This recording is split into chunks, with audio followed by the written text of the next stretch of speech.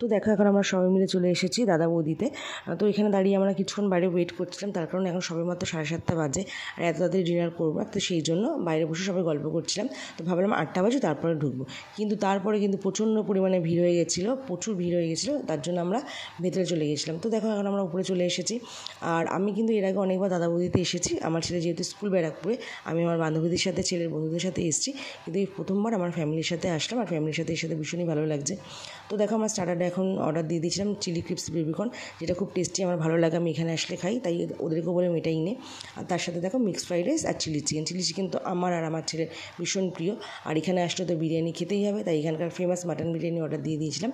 তো সবাই মিলে একসাথে খুব মজা করে আনন্দ করে সন্ধ্যাটা কাটালাম, আর প্রত্যেকটা রান্নাই ভীষণ টেস্টি ছিল।